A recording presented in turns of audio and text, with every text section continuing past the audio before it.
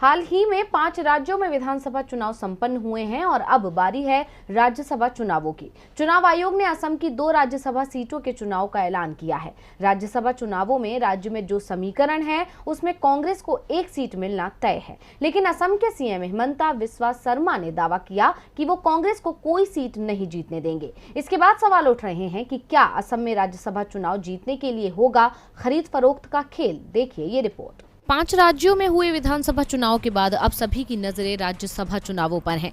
देश के 6 राज्यों में राज्यसभा की 13 सीटें खाली हो रही हैं, जिसमें से 2 सीटें असम की हैं। आमतौर पर राज्यसभा सीटों के लिए निर्विरोध चुनाव हो जाता है और जिन 13 सीटों पर अभी चुनाव आयोग ने चुनाव कराने का ऐलान किया है, उसमें असम को छोड़ सभी जगह निर्विरोध निर्वाचन तय माना जा रहा है। लेकिन असम में 2 सीटों के लिए 3 उम्मीदवार मैदान में आने के कारण मतदान तय हो गया है। असम के अलावा पंजाब, केरल, हिमाचल प्रदेश, नागालैंड और त्रिपुरा में राज्यसभा की सीटें खाली हो रही हैं। असम की 126 सदस्यीय विधानसभा के लिए 1 साल पहले 2021 में हुए चुनावों में बीजेपी गठबंधन के हिस्से में 76 और कांग्रेस गठबंधन के हिस्से में 49 सीटें आई थी। बाद में कांग्रेस गठबंधन के 3 विधायक बीजेपी में शामिल हो गए, जिसके बाद बीजेपी गठबंधन के विधायकों की संख्या अब 79 है और कांग्रेस के पास 46।